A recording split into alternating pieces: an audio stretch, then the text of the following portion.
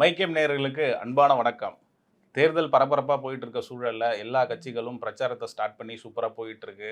இந்த நிலையில காங்கிரஸ் கட்சிக்குள்ள உட்கட்சி மோதல், தேர்தல் அ வேட்பாளர் தேர்வுல தொய்வு இருக்குன்ற கேள்வி வருது. பிஜேபியும் இன்னும் வேட்பாளர் பட்டியல ரிலீஸ் பண்ணல. அண்ணாமலை தேர்தல்ல போட்டியிடுறாரா? இந்த மாரி பல்வேறு வகையான சுவாரஸ்யமான சம்பவங்கள இன்னைக்கு வீடியோல பேசலாம் சார் கிட்ட கேட்டு. சப்ஸ்கிரைப் பண்ணாதவங்க சப்ஸ்கிரைப் பண்ணிட்டு வீடியோ பாருங்க. ஹை பட்டன் கிளிக் பண்ணாதவங்க ஹை பட்டன் கிளிக் பண்ணிட்டு வீடியோ பாருங்க. வீடியோ ஸ்கிப் பண்ணாமல் ஃபுல்லாக பாருங்கள். வாங்க இன்னைக்கான வீடியோக்குள்ளே போகலாம். வணக்கம் சார். வணக்கம் வணக்கம் சார். திரு விஜய் அவர்கள் திருச்சி கிழக்கில் வேட்புமனு தாக்கல் பண்ணிட்டு பிரச்சாரத்தையும் ஸ்டார்ட் பண்ணிட்டாங்க. கடந்த பிரச்சாரத்துக்கும் இப்போ இன்னைக்கு நடந்த பிரச்சாரத்துக்கும் என்ன டிஃப்ரென்ஸ் இருக்குன்னு பார்க்குறீங்க? ஏதாவது உங்களுக்கு தெரிஞ்சுதா? இல்லை சார், நான் உங்ககிட்ட கேள்வி கேட்டேன். நான் காலையிலேருந்து ஷூட்டில் இருக்கிறேன். நீங்கள் தான் பார்த்துருப்பீங்க. பார்த்துருக்குன்னு பேச நான் பார்க்கலங்க, தான் கேட்குறேன். நான் கேள்விப்பட்டேன், அவ்வளோதான். பார்க்கல. என்ன வித்தியாசம் இருக்குது? நீங்கள் இவ்வளோ நாள் பார்க்குறீங்கல்ல, என்ன வித்தியாசம் ஏதாவது புதுசாக இருக்கா? நீங்கள் அறிவிப்புகள்லாம் நிறையா அறிவிச்சாரு. இப்போ வரைக்கும் தேர்தல் அறிக்கை வரல. 6 சிலிண்டர் கொடுப்போம், சில்லறையா சொல்றாரு. தனித்தனியா சொன்னாங்க. அதுக்கப்புறம் மகளிருக்கு கட்டணம் இல்லா பேருந்து எந்த பஸ்ல வேணாலும் இதெல்லாம் ஏற்கனவே சொல்லிட்டாருங்க. புதுசாக தான் அதே தான் சார் இங்கேயும் சொல்லியிருக்காரு. ரைட்டு. வேற ஏதாவது புதுசாக சொன்னாரா? அவரு இந்த கேஸ் பற்றாக்குறையை நம்ம நாடு சந்திப்பதற்கான காரணம் மோடி அவர்களும் பாஜக அவர்களின் கையால. ட்ரம்பும் ஈரானும் கிடையாதாம்மா? அவங்களாவது முன்னெச்சரிக்கையா நடவடிக்கை எடுத்திருக்கலாம். இல்ல இவங்களாவது முன்னெச்சரிக்கையா இருந்திருக்கலாம். சரி, இப்ப என்ன பற்றாக்குறை வந்திருக்கான்? கேஸ் தட்டுப்பாடு வந்துடக்கூடாது, கையிருப்பு இருக்கு, வார் இன்னும் க்ளோஸ் ஆகல அப்படின்றத காரணம் காட்டி அவர் சொல்றாரு மறைமுகமா. சிலிண்டர் தட்டுப்பாடுக்கு வார் முக்கிய காரணம்.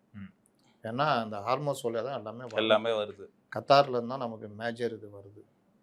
பெட்ரோலியம் தட்டுப்பாடு கிடையாது. ஏன்னா ரஷ்யாவிலேருந்து வரதுனால அது யூரோப், இது ஆப்பிரிக்கா சுற்றிட்டு நம்ம வந்துடும். பிரச்சனை இல்லை. கச்சா எண்ணெய் விலை உயர்வு பிரச்சனை போகிறனால. இப்போ $60 இருந்தது, இன்னைக்கு $100 $108. $8. ஆமாம். அது கூட கொஞ்சம் அந்த அறிவிப்புலாம் கொடுத்து கொஞ்சம் குறைச்சி வச்சுக்கிறாப்புல நம்ம ட்ரம்ப். நேற்று நைட்டு அப்பப்போ முன்ன போனால் கடிக்கிறாரு, பின்ன போனால் உதைக்கிறாரு. என்ன பண்ணுறாருன்னு தெரில. இப்போ மறுபடியும் வார் கண்டினியூ ஆகுதுன்னு சொல்லியிருக்காரு. நாளைக்கு இல்லைன்றார், கவலைப்படாது. அப்போது இந்த மாதிரி விவகாரங்களில் ஒரு தெளிந்த அரசியல்வாதி என்ன நடக்குதுன்றதை மக்களுக்கு சொல்லணும். சும்மா திமுக தலைவர் ஸ்டாலின் மாதிரி எனக்கு என்னன்னு பேசக்கூடாது. அப்போது கேஸ் தட்டுப்பாடு வருதுன்னா நமக்கு இந்த பிரச்சனையிலையும் கேஸு கமர்ஷியலில் பிரச்சனை, டொமஸ்டிக்கில் இன்னை வரைக்கும் பிரச்சனை இல்லாமல் கொடுத்துட்ருக்காங்க. எங்கே பிரச்சனை வந்ததுன்னா இந்த பெட்ரோல் பங்கில் ஒரு 2 நாள் கூட்டம் அலம்போது ஷாப் இருக்கா? ஆர்டிஃபிஷியல் என்னமோ ஒரு கேனில் வாங்கிட்டு போய் தான் ஒரு 5 மாதத்துக்கு நடந்தால் கூட அந்த கேன் பெட்ரோலை வச்சு சமாளிக்கிற மாதிரி கேனில் வாங்கிட்டு போனானுங்க. பார்த்தீங்களா? என்னடா பண்ணுவேன்? கேனில் வாங்கிட்டு போயிட்டு 10 நாளைக்கு வண்டி ஓட்டுவியா? அப்புறம் வண்டி மேலே பாம்பு போட்டுருவோம். ஸ்டோரேஜ் பண்ணி வச்சிருக்க ஏரியா தீப்பத்திக்கிச்சுன்னா ப்ராப்ளம் வந்துடும்ல. அது பெரிய பிரச்சனை, வச்சுக்கூடாது. அப்போது 2 நாள் என்ன ஆச்சு? ஏன் ஆச்சு? 2 நாள் ஏன் ஆச்சு? அளவுக்கு அதிகமாக மக்கள் வாங்கினதுனால பேனிக், ஆர்டிஃபிஷியல் பயம். அந்த பயம் நம்ம போய் வாங்கிடணும், இன்றைக்கே நம்ம வண்டிக்கு பெட்ரோல் போட்டுருணும். பாவம், அன்றைக்கி தான் பெட்ரோல் பண்ண வச்சுருப்பான். அவனை $100 கொடுத்து ரிசர்வில் ஓட்டின்னு பார்த்துன்னு இந்த முள்ளை பார்த்துன்னே ஓட்டுவான். அவன் போனால் அன்றைக்கி அவன் 2 கிலோமீட்டர் முன்னாடிலேருந்து நிற்கிற மாதிரி ஆச்சு. அதுக்கப்புறம் 2 நாளைக்கு போகிறவே இது ஜோக் என்னென்னா, ஒரு பெட்ரோல் பங்கு 25,000 லிட்டர் 30,000 லிட்டரு ஒரே நாளில் தீத்துறாங்க. அது ஒரு 4-5 நாளைக்கு போகிறத ஒரே நாளில் தீத்துட்டான். அவன் பயந்து அவனுக்கு அடுத்த லோடு எப்போ வரும்? 2-3 நாள் போட்டு வரும். பெட்ரோல் ஸ்டாக் இல்லைன்னு போட்டு வைக்கிறான். இதை பார்த்துட்டு இன்னும் பயந்துட்டான். ஐயோ டே, இதெல்லாம் காரணம் நீங்கள் தானே. 5 நாள் விற்கிற பெட்ரோலை ஒரே நாளில் வாங்கிட்டீங்கன்னா அவனுக்கு அடுத்த லோடு வர்றதுக்கு 5 நாள் ஆகும். அப்போ ஸ்டாக் இல்லைன்னு தான் வைப்பான். ஒன்று இதை எல்லாத்துக்கும் காரணம் இந்த ஊடகங்கள் மிக முக்கிய காரணம், சமூக வலைதளங்கள் மிக முக்கிய காரணம். அதனுடைய பிரச்சனையை பார்க்காம பயப்படுத்தாமல் இருக்கணும். ஆனால் பயமுறுத்தி இது பண்ணி 2 நாள் 3 நாள் ஆச்சா? அப்புறம் இப்போ போங்க பெட்ரோல் பங்கில் சீண்ட ஆள் கிடையாது. கரெக்டா? பாப்பா பெட்ரோல் போடுப்பா அப்படின்றாங்க. அப்போது இந்த மாதிரி விஷயங்களை அன்னைக்கு போய் லைனில் நின்னவங்களாம் இப்போ புத்திசாலி மாதிரி பேசிகிட்டு இருக்கோம். அன்னைக்கு ஏன்பா அதெல்லாம் ஒன்றும் இல்லைப்பா அப்படின்னா, ஆமாப்பா ஒன்றும் இல்லைப்பா, சரிதான், நீ எதுக்கும் கேன் ஒரு 5 லிட்டர் வாங்கி வச்சுக்கிட்டு போகிறான். உனக்கு நான் சொல்கிறேன், நீ என்கிட்டையும் ஒன்றும் இல்லைன்னு சொல்லிட்டு நீ எண்ணெயும் வேற வாங்க சொல்கிற அப்படின்னு. கேஸ் சிலிண்டர் இதே தான். எல்லாரும் பயந்து போய் புக் பண்ண ஆரம்பித்தாங்க. அப்போ புக்கிங் இந்த லைன் பிரகாரம் தானே இதாகும். அதில் அப்போ சாதாரண நாளாக இருந்தால் அழகாக உடனே அவங்களும் வந்துடும், காலியாகிறவங்க. இது இப்போ எல்லாம் புக் ஆனோன்னா அதில் பிரச்சனை வர ஆரம்பிச்சுது. இன்னைக்கு நமக்கு சிலிண்டர் தட்டுப்பாடுன்றது இன்னைக்கு நம்ம ஆர்மோஸ்ட்டை பேசி அவன் சண்டை போட்டுனே இருக்கிறான். அங்கே மெசேஜ் அடிக்கிறான், இங்கே மெசேஜ் அடிக்கிறான். நம்ம தலைவர் நீப்போ அப்படி இப்படின்னு அடிச்சுக்கினே இருக்காங்க. கரெக்டா? ஆமா. நம்ம கப்பல் வந்துட்டு இருக்கு. இப்போ ஆர்மோஸ்டில் பேசி இப்போ நம்மது வருது. இன்னைக்கு கூட ஒரு கப்பல் வந்திருக்கு.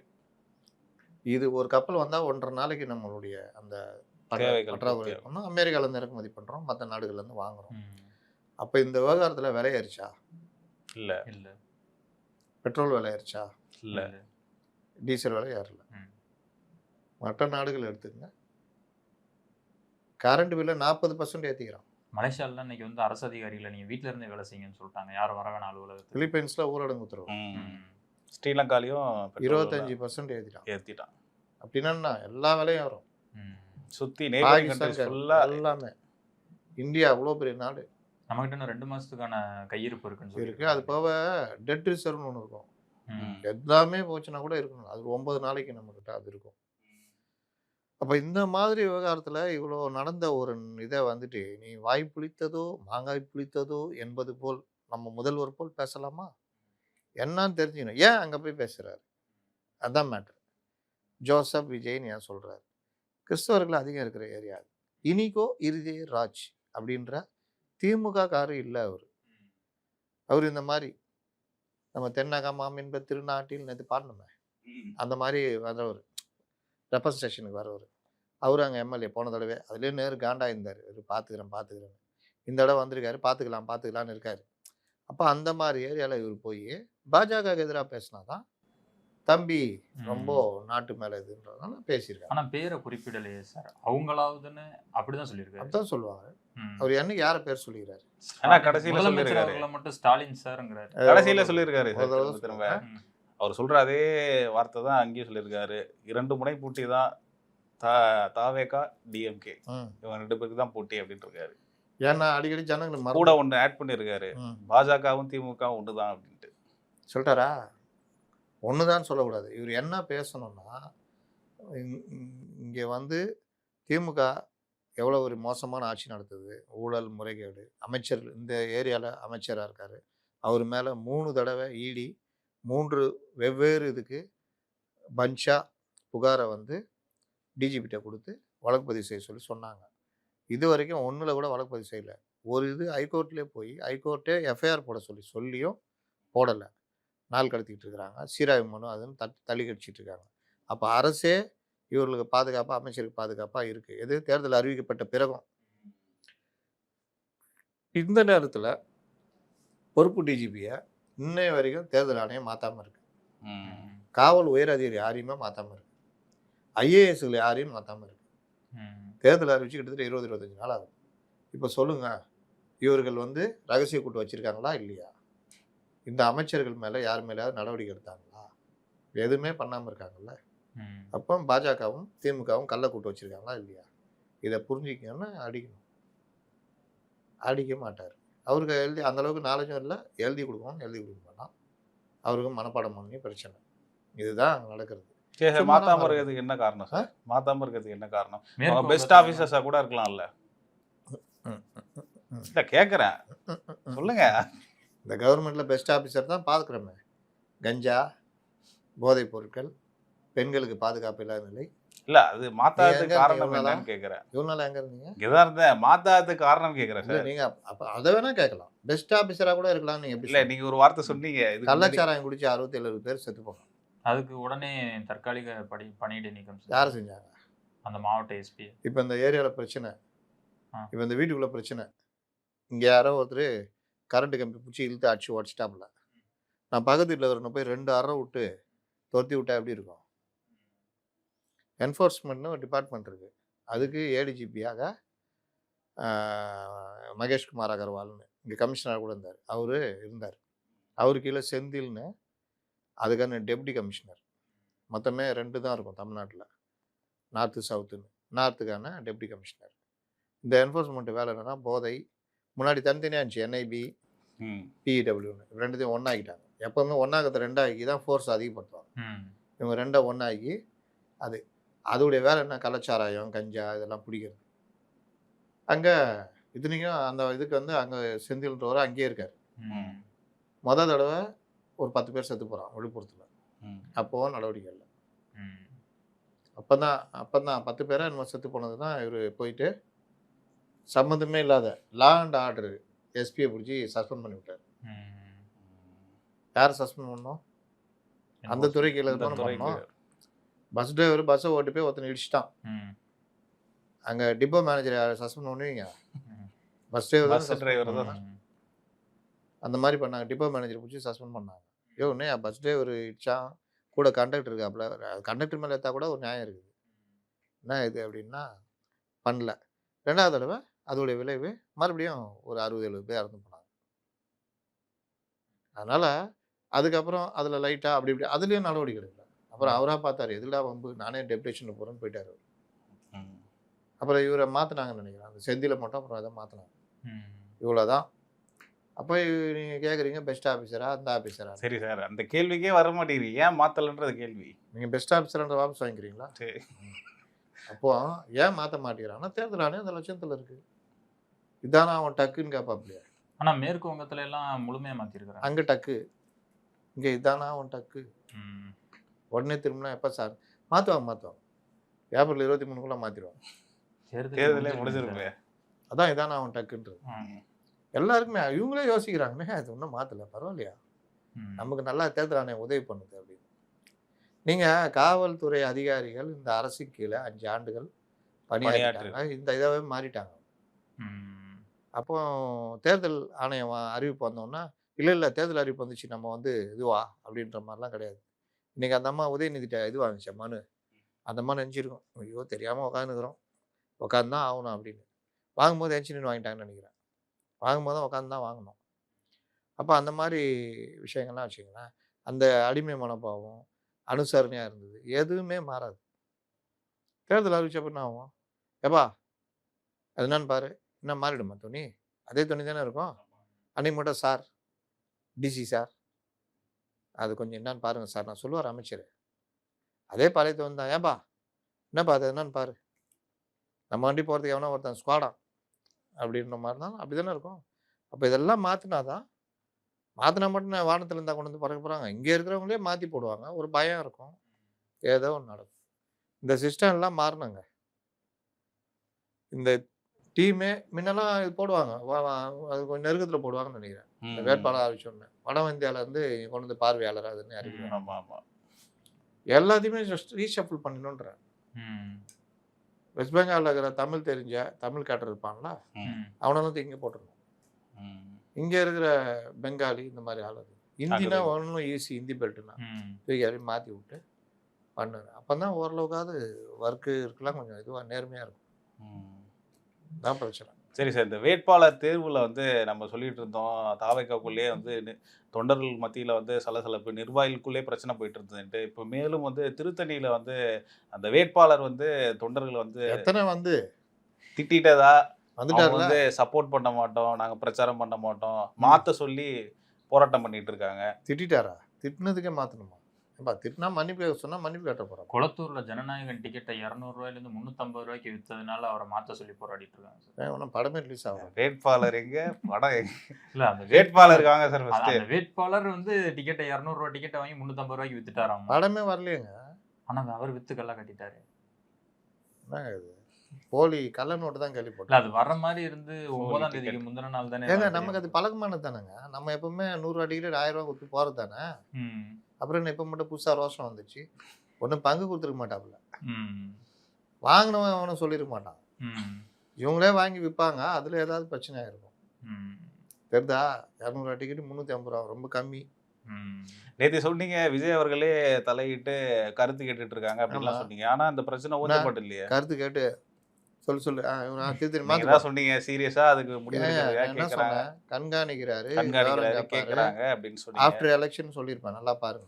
ஆஃப்டர் எலெக்ஷன் இந்த ரிவ்யூலாம் அவர்களுக்கு பாதிப்பை உண்டு பண்ணணும், அதனால இப்போ பார்த்து இருந்துக்கப்பான்னு சொன்னேன். அப்ப இந்த எலெக்ஷன்ல எதுவும் ஆஃப்டர் எலெக்ஷன் முடிஞ்ச பிறகு இல்ல, அந்த நான் இப்ப ரிவ்யூ கேட்கறேன் நானு. இப்போ எப்படிங்க மாற்ற முடியும்? இப்ப இந்த மாதிரி குற்றச்சாட்டுலாம் வருது, இதுக்கு எதுவும் அது என்ன பெரிய குற்றச்சாட்டு? திட்டா மாற்றினா போகலாம். இல்ல, பல இதுல வந்து கட்சி யாருன்னே தெரியாத ஆள் நிறுத்துறீங்க அப்படின்லாம் வந்துட்டு இருக்குல்ல.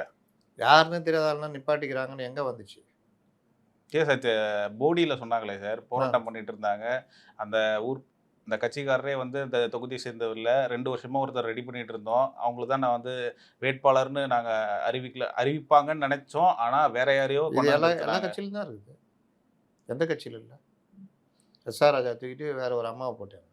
போட்டப்போ தான் தெரிஞ்சு அந்த அம்மா திமுக இருக்கிறாங்க தாம்பரத்தில். டப்புன்னு நம்ம ஆளுலாம் சொல்லிட்டான் மேயருன்ட்டான். ஏய் மேயரா?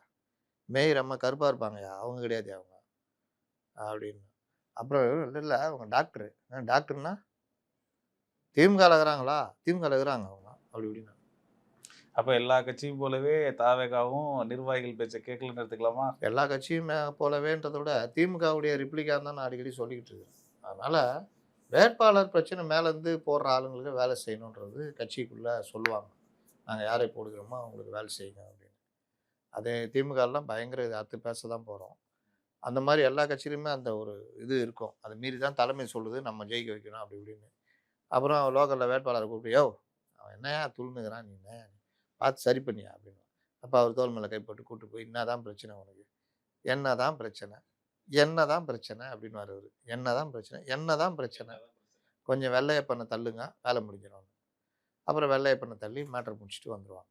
அதனால் என்னன்னா எல்லாத்தையும் இதுலேயும் வரும் தாவேக்கால. நான் என்ன நேற்று சொன்னேன் என்னமோ நான் என்னமோ கேரண்டி கொடுத்த மாதிரி சொல்கிறீங்க. இந்த மாதிரிலாம் நடக்குது. வாழ்க்கையிலேயே முதல் முறையாக விஜய் சில பேர்கிட்ட நேரடியாக பேசுகிறார். ஏன்னா நான் ஜெயிக்கணும் நான் சொல்லியிருக்கேன். என்னங்க பிரச்சனை வேட்பாளர்கள்ட்ட கேட்குறாரு. ப்ளஸ்ஸு டீம் போட்டு ஒவ்வொரு வேட்பாளர்கிட்ட ரிவ்யூ கேட்டு வாங்குறாங்க. ஒத்துழைக்கிறாங்களா இல்லையா சொல்லுன்னு. அந்த ரிவ்யூ அடிப்படையில் எலெக்ஷன்லாம் முடிஞ்ச உடனே நடவடிக்கைகள் வரலாம். அதனால் ஒழுங்காக இருந்துங்கப்பா. உங்கள் வேட்பாளரை நீங்கள் தான் ஜெயிக்க வைக்கணும். விஜயை வந்து சொல்கிறத மதிக்கிற வேலையை பண்ணுங்க. அதனால் விஜய் வந்து இதை கண்காணிக்கிறாரு அப்படின்னு எச்சரிக்கை பண்ணணும். நீங்கள் ஏன்ட்ட வந்துட்டு ஏன் பண்ணலன்னு கேட்டால் நான் என்ன பண்ணுவேன்? சரி ஆஃப்டர் எலெக்ஷன் அவர் எதுவுமே பண்ணலன்னா நானா பொறுப்பு? அவர் என்ன செய்கிறாருன்னு தான் நம்ம சொல்ல முடியும். இந்த முடிவு நீங்கள் எடுத்திருக்காங்க இன்னைக்கு போடுறோம். அந்த முடிவுலேருந்து மாறிடுவாங்க. யோ சொன்னியா நீ சொன்னது தான் நடந்ததானா? யோ இன்னைக்கு எடுத்துக்கிறாங்க. கேட்டாங்களே காங்கிரஸ்க்கு. எல்லாம் கேட்பாங்க. என்ன காங்கிரஸுக்கு? நான் தாவேகா கூட போறதா நீங்க சொல்லிருந்தீங்க. அதான் போயிட்டு தான் இருந்தது. போலன்றப்ப கேட்டாங்கல்ல அதுக்கு சொன்னேன். போயிட்டு தான் இருக்குன்றதை போயிட்டு தான் இருக்குன்னு தானே பதிவு பண்ணோம். போகலான்றதே முதல்ல போகலான்றதானே பதிவு பண்ணோம். வேற என்னதான் பண்ணோம் உனக்கு? கயிறு கீறு வாங்கி கொடுத்து மாட்டு தொங்கிடுறேன் அவ்வளோதான். இருக்கிறது தான் சொல்ல முடியும். அவன் போகலன்னா அது அவன் பொறுப்பியா? நான் என்ன பண்ண முடியும்? அதனால் இப்போ அண்ணாமலைக்கு சீட்டுன்றோம். நேற்று உட்காந்து எல்லாம் எழுதிட்டு போனாங்க. நாளைக்கு சீட்டு கொடுக்கலன்னா நான் எனக்கு வந்த தகவல் நேற்று ரொம்ப எல்லாம் இது பண்ணி புது லிஸ்ட் எழுதிக்கின்னு போனாங்கன்றது. சீட்டு ஏதோ ஒரு காரணத்தில் கொடுக்கலன்னா வச்சுக்கின்னா ஏன் கொடுக்கல? நீ எப்போ பார்த்தாலும் இப்படி தான் சொல்லுவேன்னா நான் என்ன பண்ணுறது? அதனால் இதெல்லாம் நடக்கும். நீங்களே அப்படி கேட்கும்போது அவங்க கேட்க மாட்டாங்களா? சரி சார், அடுத்து இந்த பக்கம் அப்படியே திமுக ஈரோட்டில் வந்து பிரச்சாரம் ஸ்டார்ட் பண்ணி சூப்பராக போயிட்டு இருந்தது. அதில் வந்து ஈரோடு தெற்கு தொகுதியில் வந்து காங்கிரஸ் கட்சி வேட்பாளர்கள் வந்து கை சின்னத்தில் வந்து ஓட்டு போடணும் வாக்கு சேகரித்தாங்க. காங்கிரஸ் கட்சியில் இன்னும் வேட்பாளரே அறிவிக்கல. அறிவிச்சதுக்கப்புறம் இன்னைக்கு அறிவிச்சிருவாங்க அப்படின்னு சொல்கிறாங்க. அறிவிக்கிறதுக்கு முன்னாடியே வந்து வாக்கு சேகரிச்சிருக்காங்க.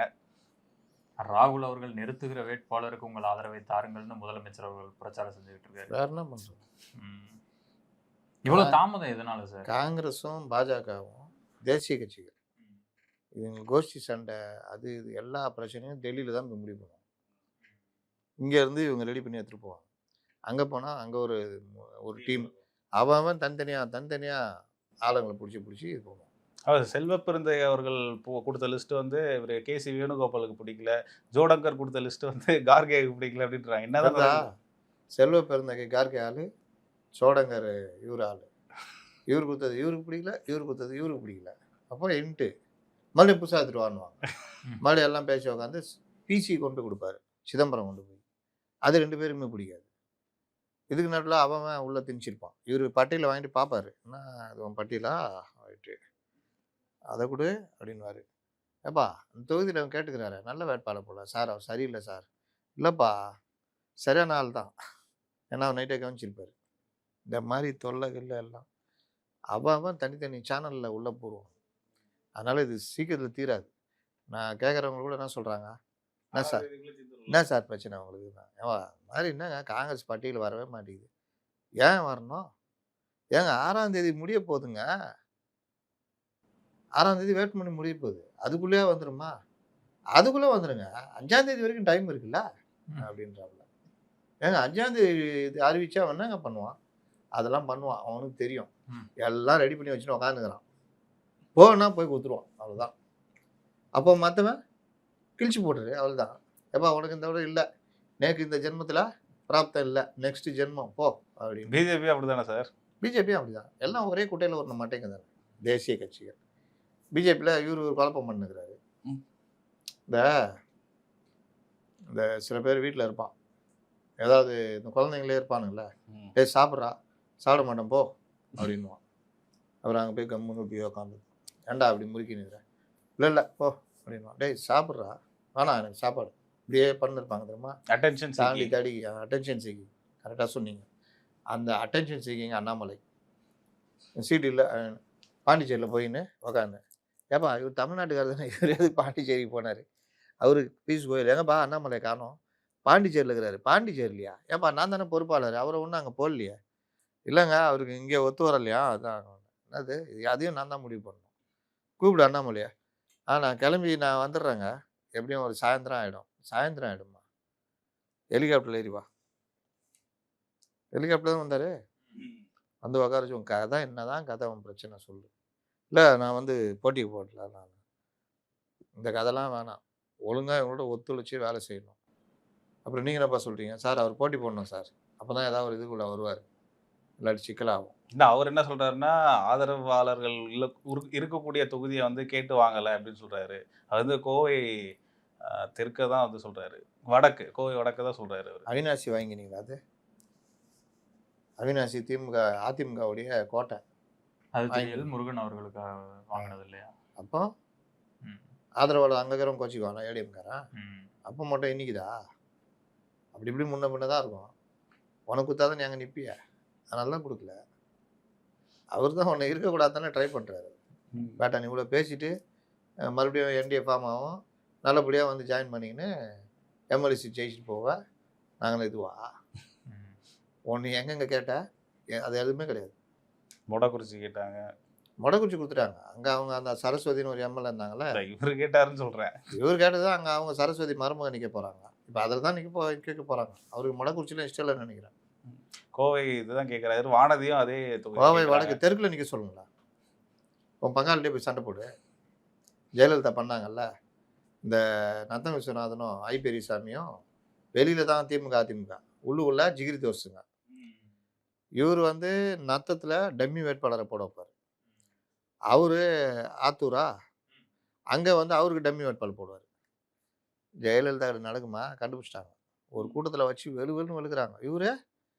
இவருடைய ஆளுக்கு டம்மி வேட்பாளர் போடுவாராம். இவருக்கு டம்மி வேட்பாளர் 2 பேரும் ஜெயிச்சு வருவாங்க. இந்த தடவை ஐ பெரியசாமி எங்கே நிற்கிறாரோ அங்கே நிற்கணும். அவ்வளோதான். போய் நின்று தோற்று போயிட்டாரு. எதிரின்னு வந்தப்போ ஐ பெரியசாமி என்ன பார்ப்பாரு? அவர் ஜெயிக்கிற வழியை பார்த்துட்டாரு. அவர் ஜெயிச்சிட்டாரு. இவர் தோத்துட்டாரு. அந்த மாதிரி செந்தில் பாலாஜி சும்மா அவன் மோசமானவன், அவன் இது இந்த மான்காரத்தை போட்டுனுக்கிறாரு. ஆனால் உள்ளுக்குள்ள எல்லாம் சொந்தக்காரங்க. போய் இப்போ நில்லு, தெற்கு வேணுமா கொடுக்குறேன் நில்லு போட்டுருவார். அதனால தான் அண்ணாமலை நைஸாக வானதி இடத்த எடுக்கலான்னு பார்க்குறாரு. அவங்க எப்படி விடுவாங்க? இங்கே கேட்குறாரு மயிலாப்பூர். எங்கே நின்னாலும் அண்ணாமலை ஜெயிப்பார். அப்புறம் என்ன? கண்டிப்பாக ஜெயிப்பார். ஆமாம், அண்ணாமலை ஆதரவாளர். அப்போ ஏதோ ஒன்று. அப்போ அங்கே வந்து தமிழிசை இருக்காங்க. அதனால் சாத்தூரில் நின்னா ஜெயிச்சிருவாரா? வாய்ப்பு இல்லை. அப்புறம் எங்கே நின்னாலும் ஜெயிப்பார். நீங்கள் இல்லை, பாரதிய ஜனதா அவர்களுக்கு ஒதுக்கி இருக்கிற தொகுதி அதான் பாரதிய ஜனதா தான் சாத்தூரும். நயினார் நாகேந்திரன் நிற்கிறாரு. இல்லை நயினார் நீங்கள் அப்படி வந்துருங்க. அண்ணாமலை தான் ஜெயிச்சிருவாரான்னு கேட்குறேன். இல்லை, அது உள்ளே கொஞ்சம் வேலை பார்த்து அவங்களே தோக்கடிச்சிருவாங்க. அது எல்லா இடத்துலையும் நல்லா ஜெயிக்க முடியாது. அதுக்குன்னு சில குவாலிட்டிலாம் இருக்குது. அது கஷ்டம். அதனால் அண்ணாமலையை நிற்க சொல்லிட்டாங்க. சீட் எழுதி போயிருக்கு. அது போயிட்டு வரும். இந்த கூத்தெல்லாம் பார்த்து பிரதமர் காண்டாயிட்டாரு. அரே ஜாவ் இல்லை ஜி இந்த மாதிரி ரோட் ஷோமே ஜாவ் அப்படின்ட்டாப்புல. ஓடிப்போ அப்படின்ட்டாரு. ரோட் ஷோ கேன்சல் போல. என்ன செப்டம்பர் அந்த ரோட் ஷோ 5ஆம் தேதி. கேன்சல் ஆனதுக்கு அண்ணாமலை தான் காரணம்னு சொல்றீங்களா? இந்த கோஷ்டி இந்த இது இவங்க பண்ணுற தொல்லை. ஆனால் அண்ணாமலை தான் காரணம்னா அவங்க வாட்டில் ஒற்றுமையாக போயின்னுக்குறாங்க. இது தனியாக அட்டென்ஷன் சீக்கிங் பண்ணியிருந்தாருன்னா ஒரு குழப்பம் வருதுல்ல. கட்சிக்குள்ள. அதனால் அண்ணாமலையும் ஒரு காரணம். மற்றவர்களும் இருக்கும். அவங்கவுங்க போராளின்னு தனித்தனியாக பண்ணிக்கணும் எல்லாம் பண்ணுகிறாங்க. மற்றவங்க நைஸாக இருப்பாங்க, மேலே சொன்னால் கேட்பாங்க. இவர் வந்து ஹைப்பர் ஆக்டிவ் சைல்டு. இவர் ஹைப்பர் ஆக்டிவ் சைல்டு என்ன பண்ணும்? துரு துருன்னு அதான் பண்ணிக்கிட்டே இருக்கும். செய்யாதெல்லாம் செய்யும். செய்யும். ஆமா. கொஞ்ச நேரம் கம்முன்னு இருக்கும். நம்ம நோந்தோன்னா இழுத்து போட்டுரும். அந்த மாதிரி ஹைப்பர் ஆக்டிவ் சைல்டு. அதுதான் அவருக்கெல்லாம் கோபம். இப்போ வந்து என்ன சொல்கிறது, அந்த பட்டியலும் மேலே உட்காந்து தேய்ச்சின்னுக்கிறாங்க.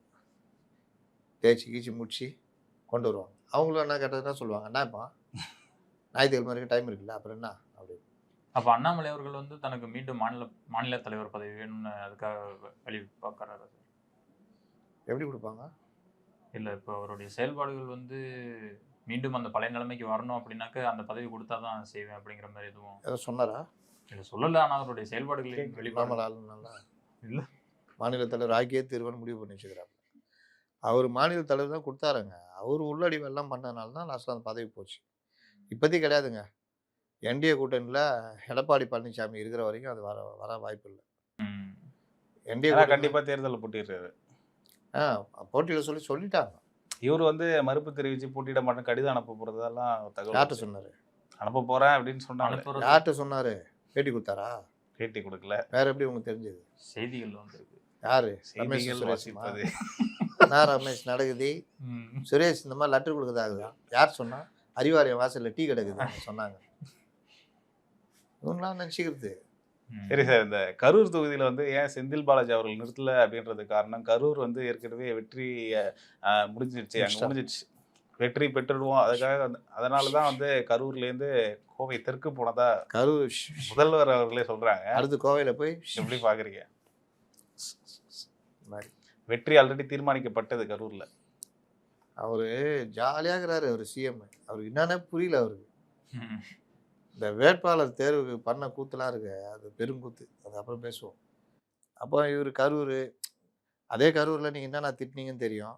கரூர்லேருந்து ஏன் வந்துக்கிறேன்னு செந்தில் பாலாஜி கூப்பிட்டு கேட்டால் சொல்லுவார் தனியாக, தலைவரை அந்த ஆள் வந்து பயங்கரமாக வளர்த்து வச்சுக்கிறாங்க எம்ஆர் விஜயபாஸ்கர். அவர் தைரியமாக நிற்கிறாரு. மறுபடியும் தோற்று போனாலும் மறுபடியும் நிற்கிறாரு. இப்போ இவருக்கு பயம், நின்னா தோற்றுருவோன்னு. கரூரில் கொஞ்சம் உரண்டையாக அழுத்துக்கிறாரு. இந்த இப்போ விஜய் மேட்ராச்சை சொல்லி ஓட்டு போடுவானுங்க. அதனால் ஜெயிக்கிறதுன்றது ரொம்ப கஷ்டம்னு சொல்லிட்டு தான் அவர் தொகுதி மாறுறாரு. இதுக்கு அவர் என்ன சொல்லியிருக்காருன்னா, கட்சி மேலிடம் என்ன முடிவு எடுக்கிறதோ அதுதான். யாரு? செந்தில் பாலாஜி அவர். ஆமாம், அவர் தான் கட்சி மேலிடம். அவர் வந்து சீட்டு கேட்டு நிற்பாரா இல்லை சீட்டு அவர் எடுத்துக்குவாரா? சீட்டு அவர் எடுத்துக்கிற இடத்துல தான் இருக்காரு. அதுதான் கட்சி மேலிடம். அதனால் அதெல்லாம் மேட்டர் இல்லை. இப்போ ஒய்ஃபுங்க பண்ணுவாங்க தெரியுமா, என்னங்க நான் வந்து வாங்கலான்ட்டு இருக்கிறேன் அப்படி இப்படின்னு வாங்க, எல்லாம் முடிச்சுட்டு நீங்கள் தான் வாங்க சொன்னீங்கன்றுவாங்க. பார்த்துறீங்களா? பல முடிவை தூக்கி வீட்டுக்கார மேலே போட்டுருவாங்க. இல்லாட்டி இவங்க எதாவது பண்ணிட்டு பக்கத்து வீட்டில் அம்மா அந்த ஃப்ரெண்டுங்க எதாவது கேட்பாங்க, எங்கள் வீட்டுக்காரர் தான் சொன்னார், அவர் அப்படியே பார்ப்பாரு, நான் இன்னைக்கு சொன்னேன் அப்படின்னு. அந்த மாதிரி இவர் எடுக்கிற முடிவை கட்சி மேலிடம், கட்சி இதுன்னுவாங்க. அதனால் அதெல்லாம் செந்தில் பாலாஜி வந்து அங்கே நிற்க பயம், இங்கே வந்து நிற்கிறார். இதான் விஷயம். இங்கேயும் ஜெயிக்க முடியாது, போராடி தான் ஜெயிக்கணும். ஆமாம், அம்மன் அர்ஜுனன் அங்கே weight DMK, sorry ADMK, Vijay கட்சியில் பிரிப்பாங்க. அப்போ என்ன ஆகும்?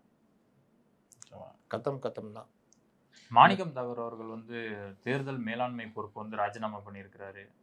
அதுக்கு காரணம் என்ன சொல்லியிருக்காருன்னா, திமுக கிட்டேருந்து காங்கிரஸ் வாங்கின தொகுதி வந்து எனக்கு உடன்பாடு இல்லை, ஜெயிச்ச தொகுதிகளே வந்து கொடுத்துட்டாங்க.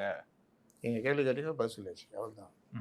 ஏன் மாணிக்கம் தாகூர்லாம் ஒரு மேட்ராங்க, அது ஒரு கோஷ்டி, இது ஒரு கோஷ்டி. ஒரு கட்டத்தில் நம்ம பேசிட்டு இருந்தோமே சார். நம்ம அதான் சொல்கிறேன், அது ஒரு கோஷ்டி, இது ஒரு கோஷ்டி. அந்த கோஷ்டி விஜய் கூட போகணும் ட்ரை பண்ணிச்சு. இந்த கோஷ்டி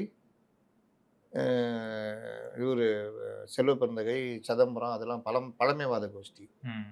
இது லிபரல் என்ன சொல்லுவாங்க, ரெபல் பார்ட்டி. இதுவும் மோதிச்சு, அது வேலையை காமிச்சிச்சு.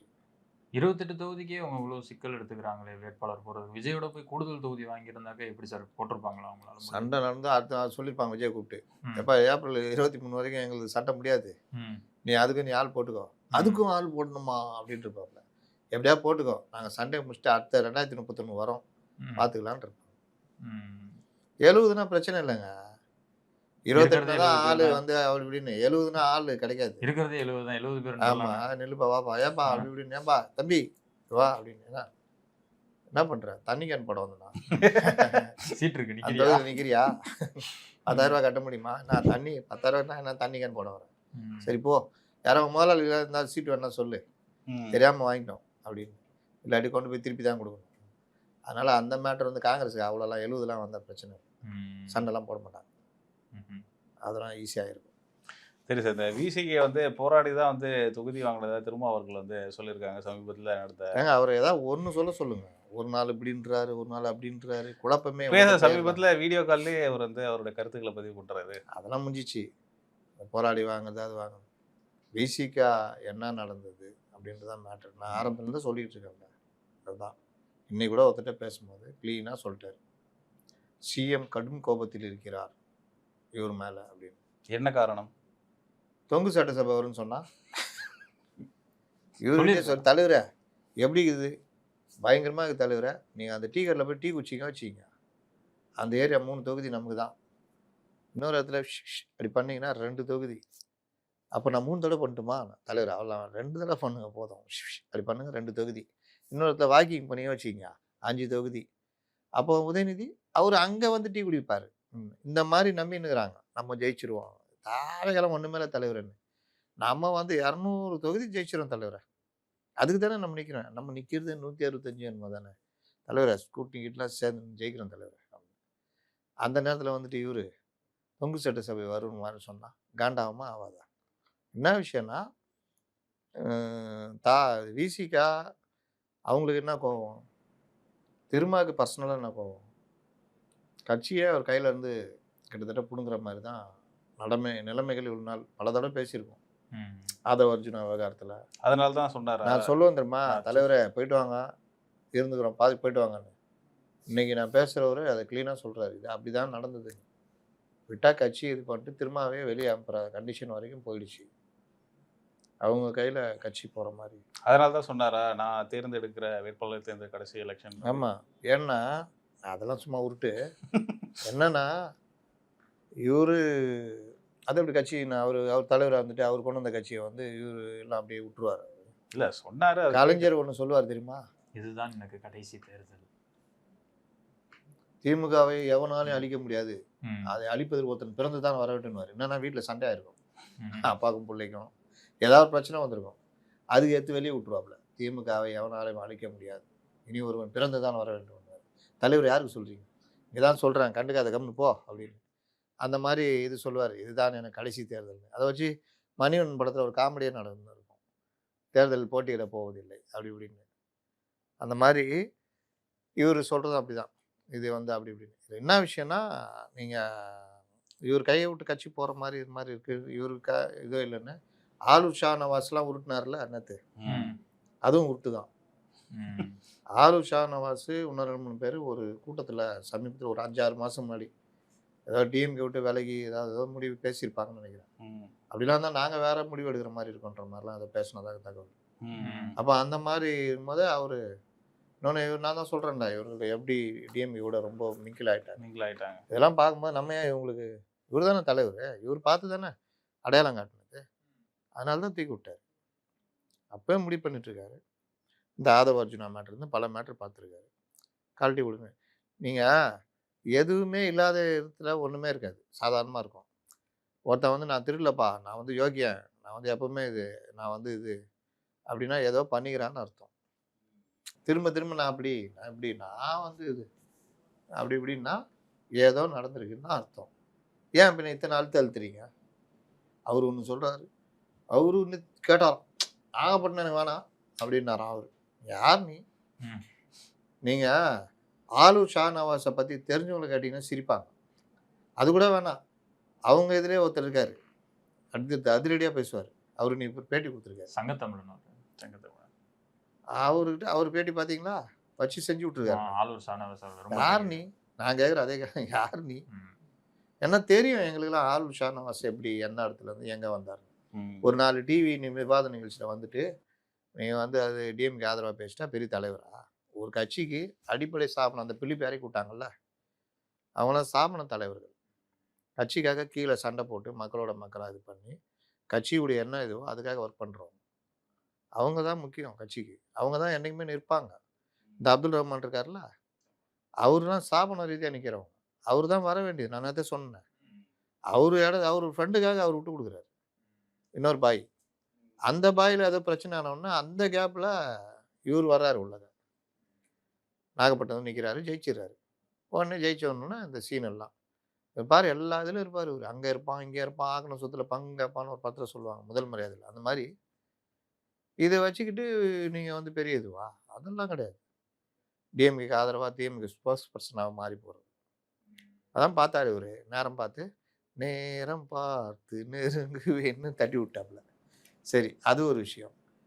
அங்க வந்து வேட்பாளர் அந்த தொகுதி கேட்டோம், இந்த தொகுதி கேட்டோம் தரல. அது எல்லாம் நடக்கிறது தான். எல்லா கூட்டணி கட்சிகளுக்கும் தொகுதி கேட்டதெல்லாம் கிடைச்சிருச்சா? இதுவரை வேட்பாளர் பட்டியல் அனௌன்ஸ் பண்ற அந்த அவசரத்துல தான் முடிச்சு விடுங்கப்பா அப்படின்னு சொல்லி அவசர அவசரமா கொடுத்ததா கூட சொன்னாங்க. எல்லா டைம்லயும் அப்படித்தான் பண்ணுவாங்க. முடிச்சு விடுங்க. சரி பார்த்துக்கலாம் விடுங்க. அது பண்ணலாம். வேற என்ன? பார்த்துக்கலாம் விடுங்க. அப்படின்னா வேற கதை அது. பார்த்துக்கலாமா? பார்த்துக்கலாம். ரைட்டு. அப்ப 5 ஓகே. 5 ஓகே. ரைட் பார்த்துக்கலாம். திமுக ஒரு புதிய நடைமுறையை இந்த 2021 கொண்டு வந்துட்டாங்க. கூட்டணி கட்சிகளை காலி பண்றது. என்ன நடைமுறை? வெளியே சொல்ல முடியாத நடைமுறை. தொகுதியில குறைச்சிக்கோ. மற்றெல்லாம் பார்த்துக்கிறோம். அந்த நடைமுறை வர ஆரம்பிச்சோன்னா இவர்களும் குறைச்சிக்கிட்டாங்க. அதுக்கப்புறம் இவர்களுடைய தேவைகளுக்கு அவங்கள்ட்ட போய் நிற்க அவங்களுக்கு என்ன ஆயிடுச்சு? ஒரு எஜமானத்தனம் வந்துடும்ல. இப்போ நம்மள்ட்ட ஒருத்தன் வந்து நிற்கிறான், அவனுக்கு துட்டு கொடுத்துனே இருக்கிறோம். கொஞ்ச நாள்ல நம்ம எப்படி பார்ப்போம்? இப்போ முதலாளிங்க எப்படி தொழிலாளிகளை இவங்க கூட இருந்து பார்க்குறோம். ஒரு முதலாளி கார் டிரைவர் எப்படி பார்ப்பான்? ஒரு சின்ன இது வந்தால் கூட திட்டுவான், இது பண்ணுவான், கை நீட்டுவான். அந்த மாதிரி ஒரு இது தன்னை வருதுல்ல. நீ அவன் வேலை செய்து தான் சம்பளம் கொடுக்குற, அப்புறம் என்ன கை நீட்டுற? இந்த கேள்வி யாரும் கேட்க முடியாது. அந்த மாதிரி தான் இவங்களுக்கு போய் நின்னா என்ன ஆகும்? அந்த எஜமான மனப்பான்மை சும்மாவே டிஎம்கே டிஎன்ஏல அது இருக்கு. இதுல இந்த மாதிரி இருந்தா அது ஒரு புது தலைமை ஒரு உருவாக்கிட்டாங்க எல்லாருக்குமே. என்னன்னா இந்த தடவை கொஞ்சம் பேருக்கு சீட்டு கிடைச்சிது. திருமாவளவனுக்கு 8 சீட்டு கொடுக்குறாங்கன்னா அடிப்படை காரணம் விஜய். உங்கள் விஜய் ஏன் சார் கொடுக்கலன்னா விஜய்கிட்ட போயிருப்பாரா? அப்படி இல்ல. விஜய் பிரிக்கிற வாக்குகள் யாருது? சிறுபான்மை. ஆளூர் இவரு நம்ம தமிமுன் அன்சாரி. மற்ற டைம் வந்தா இங்க வாங்க, அந்த வகுப்பு பாருங்க, வேனு எடுத்துக்கங்க, பணம் தர்றோம், போய் பிரச்சாரம் பண்ணுங்க போங்க, அவ்வளோதான். அந்தந்த மாவட்டத்தை பாருங்க, இது போதுங்கன்னு போயிடுவார் திருமாவளவன். ஆனால் அது உங்கள் ஆளுங்க எல்லாருக்கும் 6 தானே போன தடவை கொடுத்தாமா, இப்போ எவ்வளோ கொடுத்துக்குறோம்? 5. அதே 5 தான் உங்களுக்கு, அப்புறம் என்ன அப்படின்ட்டு இருப்பாங்க. பட்டியலின மக்கள் வாக்கு அவர் கோச்சிங் நீச்சின்னு போயிட்டாருன்னா எங்கேயாவது சும்மாவே விஜய் நாளாக போச்சு, இவரும் போயிட்டாருன்னா அதனால சரி இருங்க பார்த்துக்கலாம். அந்த அம்மா எதுக்கு எடுத்து பிடிச்சாங்க, 10 சீட்டு கொடுத்தாங்க. பாமக அங்கே இருக்குது, விஜய் வட மாவட்டங்களில் ஸ்ட்ராங்கு. அப்போ என்ன பண்ணுறது? சரி நம்ம பிடிச்சி போட்டால் ஏதோ கொஞ்சம் தேர்த்திக்கலாம். அது தமிமுன் அன்சாரி, எஸ்டிபிஐ அங்கே பிடிங்க தான் இங்கே கொடுத்துக்கிறாங்க. அது யாரு? அதாவது இந்த குழந்தைங்களுக்கு டெய்லி 3 இட்லி, புதுசா 2 குழந்தைங்க வருது, வாங்கப்பா பண்றேன் அப்படின்னு அங்கேருந்து 2 இட்லியை கொடுத்து அப்படி ஏமா என்ன 2 இட்லி தான். அந்த 3 இட்லியிலேருந்து ஒரு இட்லி எடுத்து கொடுத்தாச்சு. ஆனால் வெளியே பார்க்கும்போது சிறுபான்மை மக்களின் பாதுகாவலன் திமுக. தமிமுன் அன்சாரி பொறுத்தவரை என்ன நினைப்பாரு? எப்பா நம்மளை மதிச்சு ஒரு சீட்டு கொடுத்துறாருப்பா. எஸ்டிபிஐ எங்களை எப்பவுமே கிரிட்டிசைஸ் மாட்டாங்க தெரியுமா, இந்த தடவை சேர்த்து ஒரு சீட்டு வேற கொடுத்துட்டாங்க. சீட்டு மட்டுமா கொடுப்பாங்க? செலவுக்கு காசு, அதான் தேர்தலில் ஜெயிக்கிறதுக்கான எல்லா ஏற்பாடும் பண்ணி தருவாங்க. அப்போ இந்த மாதிரி பண்ணும் பொழுது சிறுபான்மையான வாக்கு நம்மக்கிட்ட இருக்கும் அப்படின்னு ஒரு கணக்கு. இந்த கணக்கெல்லாம் தப்பு கணக்கு ஆக போகுதுன்றது தான் இனிமேல் நம்ம பார்க்க போகிறோம். அதனால் திமுக இந்த ட்ரெண்டை எப்பவுமே பண்ணிக்கிட்டு இருக்கிறாங்க. இது ஒரு மோசமான நிகழ்வு. திமுகவை தவிர மற்ற கட்சிகள்லாம் கிட்டத்தட்ட காலியாகிற கதை. இந்த சண்டை ஒரு பக்கம், அதனால் முதல்வருக்கும் இவர் தனியாக நின்னது, இவர் இந்த வார்த்தை விட்டது, இதெல்லாம் வந்து அவருக்கு. சரி சார், இப்போ திருமாவர்கள் வந்து பாராளுமன்ற எம்பி பதவியை ராஜினாமா பண்ணிட்டு காட்டுமன்னார் கோவில் தொகுதியில் வந்து போட்டியிடுறாரு. அது ஏன் அப்படின்னு கேட்கும்போது 26க்கு பின்னாடி அரசியல் களமே மாறுறதுக்கான வாய்ப்பு இருக்குது அப்படின்னு சொல்லியிருக்காரு. அவர் மறைமுகமாக சொல்ல வர்றது என்னன்னா, யாருக்குமே பெரும்பான்மை கிடைக்காம போகும். அப்போ நம்ம கூட்டணி தயவுல ஆட்சி அமையும் போது அதுல அமைச்சர் அதனாலதான் எல்லாரும் சிஎம் கேட்டு வாங்கிக்கிறாங்க. கோவம்ன்றேன். ஆனா இப்போ இவர் இது மாதிரி செய்யும்போது அது விடுதலை சிறுத்தைகள் கட்சியினருக்கு ஒரு உற்சாகத்தையும் உத்வேகத்தையும் கொடுத்தாலும் மக்கள் மத்தியில இந்த கூட்டணியை பத்தி என்ன ஒரு அபிப்பிராயம் சார் உருவாகும்? அதான் பின்ன என்ன அரசியல் மாற்றம் வருதுன்னா 2 தான். ம், ஒண்ணு வேற யாராவது ஜெயிக்க போறாங்க, ம், இன்னொன்னு அவர் சொல்ற மாதிரி இன்னொன்னு தொங்கு சட்டை தொங்கு சொல்றாரு. சட்டை. ம், அதனால தான் ஒரு கோவம். நம்ம பெருசா பில்டப் பண்ணி இது பண்ணுகிறோம், இவரு அப்படி பேசுறாரு அப்படின்னு. ம். உங்க அபிப்பிராயம் என்ன சார்? நான் ஏன் டெய்லி வழக்கமா- இந்த அரேபிய கதையில இல்ல, வரும். கம்யூனிஸ்ட் மாய கண்ணாடியே சொல்லு, உலகத்துல என்ன விட அழகி யாரா இருக்கா? இருக்கா, சிண்டர்லா ஆகிறா. சார் அனாலிஸ்ட் தானே சார், நீங்க ஒரு அனாலிஸ்ட் பண்ணிருக்கீங்க. டெய்லி 24 ஹவர்ஸ் ஒரு தடவை பண்ணினே இருப்பாங்களா? தேர்தல் சம்பந்தமா நம்ம பேச போறோம், தொகுதி வாரியா பிரிச்சும் பேசுறோம். ஒரு 5 தொகுதி 4 தொகுதி எடுத்துட்டு பிரிச்சு பேசலாம். ம், அதுல எல்லா வேட்பாளரும் போட்டா பிறகு தானே பேச முடியும். இப்போவே உட்காந்துட்டு எனக்கு என்னெல்லாம் பேச முடியாது. இப்போ ஒரு தொகுதி இன்னைக்கு பேசினேன், ஸ்ரீவில்லிபுத்தூர். அங்கே வந்து சந்திரபிரபா அதிமுக வேட்பாளர், இன்னொருத்தர் போகிறதா இருந்தது, சந்திரபிரபா வாங்கிட்டாங்க. வெயிட்டான வேட்பாளராக 2016 அவங்க எம்எல்ஏ நல்லா பண்ணியிருக்காங்க. அங்கே நிற்கிற இன்னொருத்தர் யார், இதில் இந்திய கம்யூனிஸ்ட் கட்சி கொடுத்துட்டுருக்குறாங்க. ம். டிஎம்காரன் கொலகாண்டில் இருக்கிறாங்க. ஒவ்வொரு தடவையும் இவங்களுக்கே கொடுத்துனுக்குறீங்க, வாங்கி தோற்று போகிறானுங்க. ம். இதுக்கு நம்மளே நிற்கலாமே, இந்த தடவையும் தோக்கடிக்கிறோம் பாரு அப்படின்னு. ஒருவேளை தோக்குறதுனால தான் அந்த சீட்டை ஒதுக்குறாங்களோ கூட்டணிக்கு? அப்படி இல்லை, டிஎம்கே போட்டால் கொஞ்சம் ஸ்ட்ராங்காக ஏதாவது பண்ணலாம். ம், அந்த அங்கே ஒர்க் பண்ணுறவனுக்கும் கோவம் இருக்கும்ல. ம். அப்போ அவங்க தாவேகால வந்து கார்த்திக்னு ஒருத்தர் இருக்காரு, ஓரளவுக்கு பணம் செலவு பண்ணுறாரு. இது தன்னெழுச்சியாக தாவேகாவுக்கு ஒரு லாபம் என்ன பாருங்க, வேட்பாளர் வரத்துக்கு தான் வெயிட் பண்ணுகிறாங்க. யங்ஸ்டர்ஸ் யாரை கேட்டாலும் தாவேகா. அப்போ வேட்பாளர் போய் அந்த ஒர்க்கெல்லாம் கொஞ்சம் பண்ணிட்டாருன்னா அவர் நல்லா ஓட்டு வாங்குறதுக்கான வேலை நடக்கும். தாவேகாவுக்கு இன்னொரு ஒரு விஷயம் பாருங்க, எதிர்ப்பாளர் இருக்காங்களே, இப்போ அஜிதா இருக்காங்க, அவங்க எதிர்த்துட்டாங்க. அவங்களே வேட்பாளரை போட்டிட்டா கூட அங்கே அது எடுபடாது. அந்த வேட்பாளரே பிடிக்கலனாலும் விசில். அதுக்கு தான் சொல்கிறேன், அந்த மாவட்ட செயலெல்லாம் உருட்டிட்டு இருக்கோம்னா மாட்டிக்குவீங்க. நான் அப்படி கேட்குறேன் இப்படி கேட்குறேன்னா கீழே இருக்கிற தொண்டை ஜனங்க போடுறவங்க போட்டுருவாங்க. நீ ஒரு 10 பேரை வேணால் போகாமல் இருக்காமல் பண்ணலாம், ஆனால் அவனும் போய் அங்கே விசிலுக்கு போட்டுருவான். அதுக்கு தான் சொல்கிறேன், இது ஒன்று. அப்போது அங்கே கார்த்திக் அவர் பிரிக்கிற வாக்கு, திமுக காரனா சொல்கிறான்னா இந்த தடவை தாவேக்காக போட்டு விட்ற போகிறோம் அப்படி. அப்போது இது இல்லாமல் கிருஷ்ணசாமி பையன் நிற்கிறாப்புல, அவர் ஒரு 10,000 ஓட்டு வரைக்கும் வாங்குவார். அவர் பிரிக்கிற வாக்கு அதிமுக வாக்குன்றாங்க. சரி, அதிமுக வாக்கை பிரிக்கிட்டோம். கார்த்திக் பிரிக்கிற வாக்கு திமுக வாக்கு இல்லை. அப்போ லாஸ்ட்டில் ஃபஸ்ட்டு சந்திரபிரபா ஜெயிச்சிருவாங்கல்ல. இந்த மாதிரி தொகுதியை ரொம்ப உள்ளே போய் அலசணும். அந்த மாதிரி தொகுதி இதை வந்து நம்ம வச்சுக்கலாம். நீங்கள் கேட்குற மாதிரி மாய கண்ணாடியை சொல்லு, யார் உலகத்தில் அழகின்னா நான் சொல்ல மாட்டேன். இந்த மாய கண்ணாடி சொல்லாது.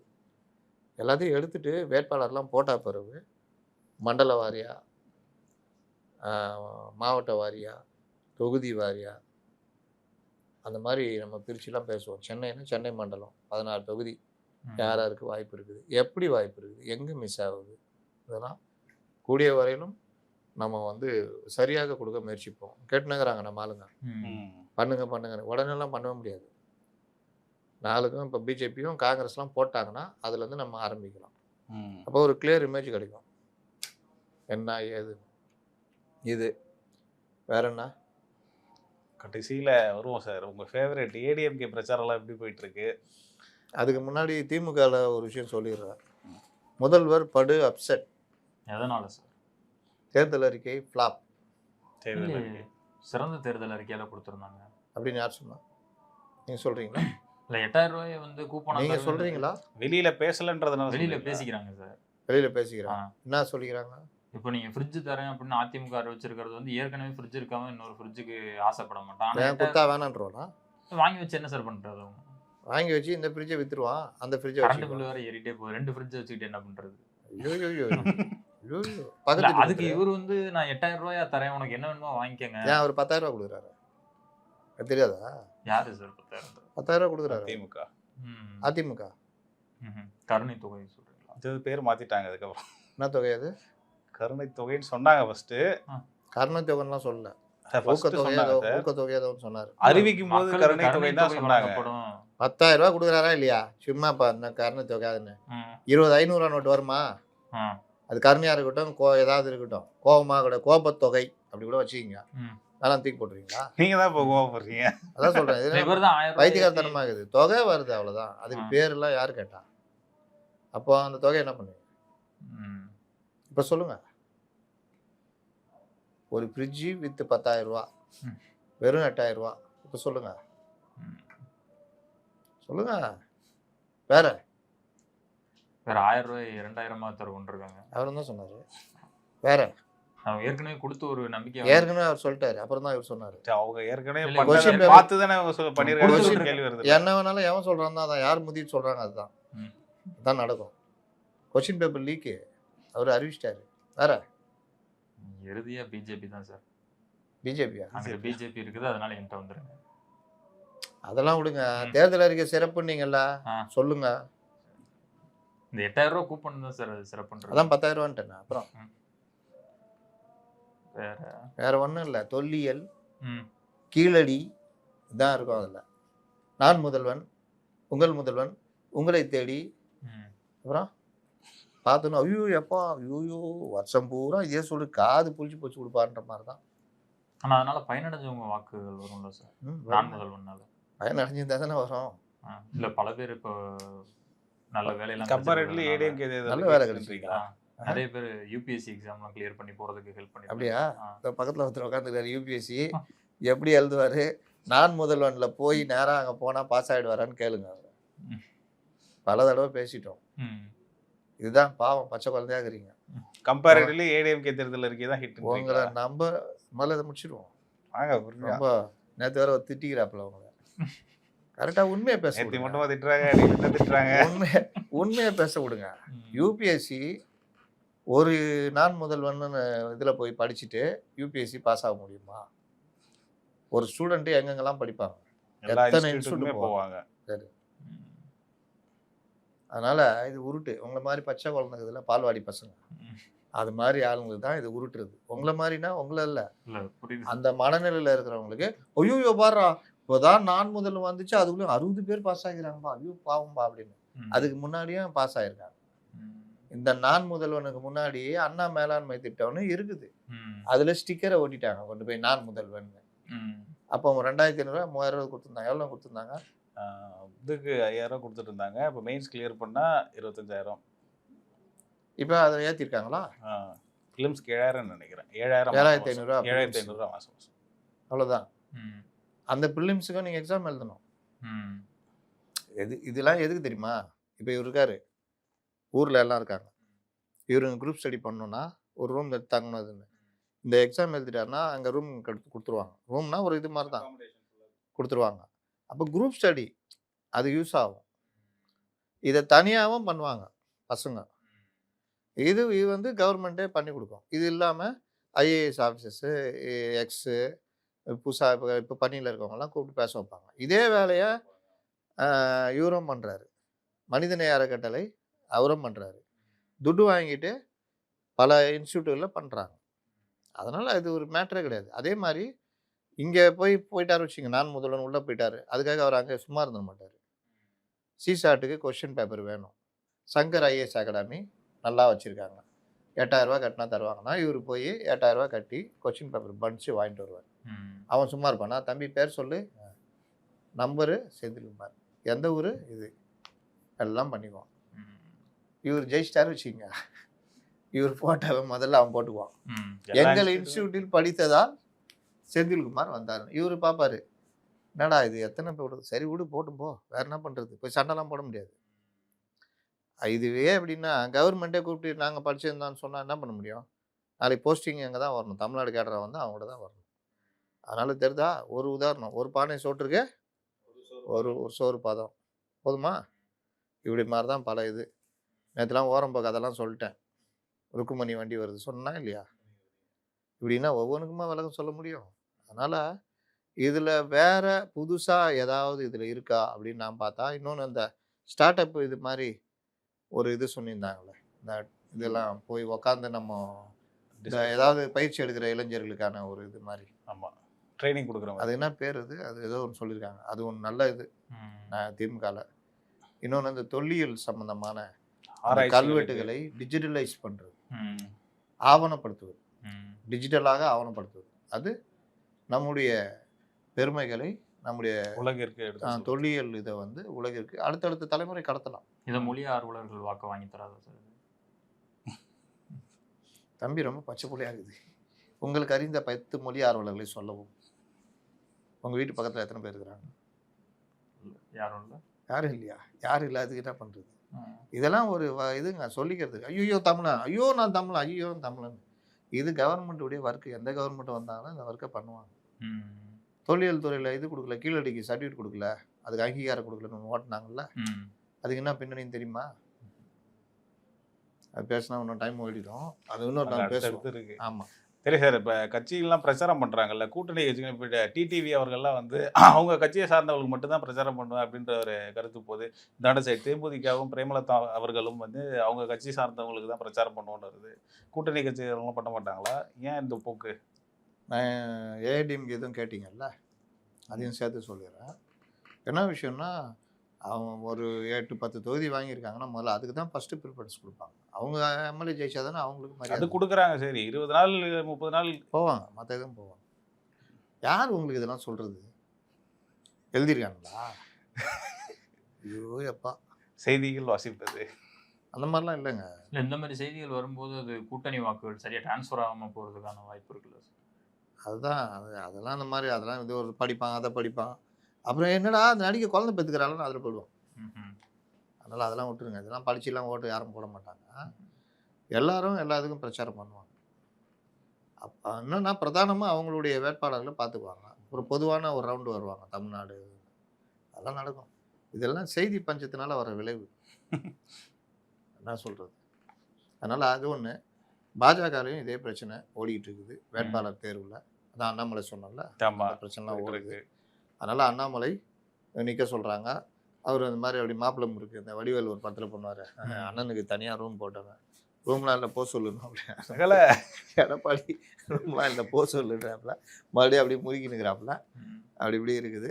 அவங்க ஆளுங்க கூட தம்பி ராமையா மாதிரி அவங்க கட்சிக்காரங்க அவர் எதாவது நிற்க வைக்கணும்னு பண்ணுறாங்க. இது ஒரு பக்கம் ஓடிட்டு இருக்குது. இதெல்லாம் முடிச்சு அந்த பட்டியல் வரும். அவங்கள என்ன சொல்லுவாங்க கேட்டால், என்ன 6ஆம் தேதி மந்த் ஆகல, 5ஆம் தேதி வரைக்கும் டைம் இருக்குதுல்ல, இல்லையா 27 தொகுதிக்கு ஆள் வேணும்ல, அதெல்லாம் 44 பேர் இருக்கிறோம், ஃபார்ம் ஃபில் பண்ணி ரெடியாகிறோம். அதில் நாங்கள் யார்? ராமையா, சீதாராமையா, ஆமாம், கிட்டே வாங்க வா, தமிழிசை ஐயா உனக்கு ஓட்டு இல்லை, வானதி என்ன உங்கள் இடத்துல அண்ணாமலை நிற்கிறாரு. இந்த மாதிரி ஒவ்வொருத்தரையும் கூப்பிட்டு நான் எல்லாம் ரெடியா, ரெடி, ஓடுங்க ஐயா, நாளை காலையில் தான், இப்போ உட்காருங்க, போங்க, மிஸ் ஆகிட போகுது. அதனால் எல்லாருமே ரெடி பண்ணி வச்சுருப்பாங்க வேட்புமனு, அது போடுவாங்க. காங்கிரஸ்ல அப்படி தான் நடக்கும். சார், முன்னாள் சபாநாயகர் திரு தனபால் அவர்கள் வந்து இந்த ஆட்சியை காப்பாற்றின எனக்கே அவங்க சீட்டு கொடுக்கல அப்படின்னு சொல்லி ரொம்ப ஆட்சியை காப்பாற்றினது பாஜக, அதாவது தப்பாக நினச்சிருப்போம். அதையும் சொல்லி ஒரு 18 பேர் போர்க்கொடி தூக்குனப்போ நான் தான் அவங்களை தகுதி நீக்கம் பண்ணி இந்த ஆட்சியை காப்பாற்றினேன், அவங்க எனக்கே வந்து சீட்டு கொடுக்கல அப்படின்னு சொல்லி. உங்கள் பிள்ளைய அங்கேயே அனுப்பிச்சு விட்டீங்க. அவர் அனுப்பிச்சு விட்டாரு. ஆசீர்வாதம் பண்ணி அனுப்பிச்சு விட்டாரு. எங்க சீட்டு விஜய் ரசிகரா இருந்திருப்பாரு, அதனால போயிருப்பாரு. அவர் பையன் விஜய் ரசிகரா, அதனால அங்க போயிருப்பாரு. தலையில் தட்டி உட்கார வைக்கணும்ல. ஏன்னா ஏடிஎம்கேல நல்ல பொறுப்புல நான் இவர் வந்து காப்பாத்தினாரு. இவர் தனபாலன் அடையாளம் காட்டினது யாரு? நம்ம ஜெயலலிதா அவர்கள். அப்புறம் இல்லாட்டி நீங்க யார்? நீங்க உங்களை ஒரு அமைச்சராக்கி, அப்புறம் இவரு பீரியட்ல அவரை வந்து சபாநாயகராக்கி என்ன மரியாதைகளை தானே வச்சுருந்தாங்க. இப்போவும் கொடுத்துருப்பாங்க. பிள்ளைய போய் ஆசீர்வாதம் பண்ணிட்டு போயிட்டு வராசா, பின் வாசல் வழியாக போ, நான் இங்கே நின்றுக்கிறேன்னா, பயங்கரமான கை, அது சாதாரண கை இல்லை. யாரை எப்படி சிரிச்சுக்கினே இருக்கும், சிரிச்சுன்னுக்கிறாரு நினச்சி ஏமாத்திட்டு போனால் அது அது வேலையை காமிச்சிடும். காமிச்சாரா இல்லையா அண்ணாமலைக்கு? அந்த மாதிரி கை அது.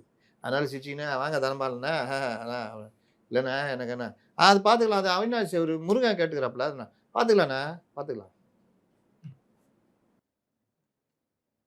நீங்கள் உஷாராக உங்கள் பிள்ளை நான் அமுச்சு வச்சு கூட பிரச்சனை இல்லை. அவர் அங்கே போய் கம்னு நல்லா பைப்பில் போட்டு கொடுத்துச்சா பாவையை. எங்கள் நைனா தான் எங்களை அமுச்சு விட்டாரு, நீயாவது நல்லா அவன்ட்டாப்புல. எங்கள் நைனா மதிக்க மாட்டேங்கிறாங்க, அதுக்கு தான் நான் இங்கே வந்துட்டெல்லாம் போட்டு கொடுத்தா. மதிக்கவே மாட்டேங்க சொல்லியாச்சு இல்லை, அவ்வளோதான். அதானே அந்த கேட்டகரியில் தானே இது வரும், அவ்வளோதான். அதெல்லாம் அவ்வளோதாங்க. அதை தாண்டிலாம் வந்து ஒரு தடவை 2 தடவை குடுப்பாங்க. நீங்க அத வந்து கரெக்ட்டா இது பண்ணிக்கிட்டு கட்சிக்கு இது பண்ணணும். அதான் இப்ப வேகமா போய்க்கிட்டு இருக்குது. அவர் டபுள் ஜெயலலிதா மாரி போயின்னுருக்காரு. எல்லாம் அலறுறாங்க. டபுள் ஜெயலலிதா. ஆமா. ஆனா இப்ப தொடர்ந்து உள்ள அம்மா பேரவையை சேர்ந்த நிறைய பேர் வந்து அதிருப்தியில இருப்பதாகவும் இருந்துங்க. இருந்துட்டு போங்க. இது கட்சிக்கு ஆபத்து பாதிப்பா இருக்காது. பண்ணிக்கங்க. அப்புறம் உங்களுக்கு என்ன ஆகுது பாருங்க. அப்படிலாம் இல்லங்க. ம். இந்த சக்கரம் எப்படி ஓடிக்கிட்டு இருக்குதுன்னா, ஆட்சியை பிடிக்க போறோம் அப்படின்ற மையப்புள்ளியில தான் அந்த சக்கரம் சுத்துது. ம். ஒரு வேளை தோத்து கீத்துக்கு போயிடுச்சுன்னா, அன்னைக்கு நீங்க சொல்ற அதிருப்தி, கிதிருப்தி எல்லாம் நடக்கும். எல்லா சக்கரமுமே அதை நோக்கி தானே சார் ஆமா. சுத்துது. ஜெயிக்கு அதுதான் சொல்றேன். இங்கேயும் தான். தோத்தா பிறகு பாருங்க. அப்போ ஜெயிச்சிட்டீங்கன்னா, ஒண்ணும் அதிருப்தியா கிதிருப்தியாது. எல்லாம் கம்முன்னு இருக்கும். விஜய்க்கும் அதுதான். தோத்துட்டாருன்னா, இன்னைக்கு இருக்கிற டிக்கெட்ல பாதி டிக்கெட் எகுறும். சர்ருன்னு மரத்துல கல் அடிச்சா பறவைங்க பறக்குமே. எங்க இருந்து வந்தாங்களோ அங்கேயே போயிருவாங்களா இல்ல எப்படி? அது அவங்கள தான் கேட்கணும். ம். நம்ம எப்படி சொல்றது? ம். அதனால அப்படி பாதி ஓய்வாயிடும். ம். அரசியலை விட்டே ஒதுங்கிறேன். செங்கோட்டையில என்ன பண்ணுவாரு? தாய் கழகம் திரும்பிடுவாரா? தாய் கழகம் திரும்ப விட்டா தானே. நான் அது சொன்னல அது மோசமா இருந்துன்னு. யார் வந்துக்கிறா? செங்கோட்டையன். ரைட்டு. உட்கார வை. அவர் போயிட்டு வந்துட்டு இருப்பாரு. இவர் ஒவ்வொருத்தரையும் எஞ்சி நிற்பாரு. அவ்வளோதான் முடிச்சு விட்ருவாங்க. Super sir. அவங்க நேரத்தை ஒதுக்கி கேள்விகளுக்கு பதில் சொன்னதுக்கு நன்றி சார். நன்றி.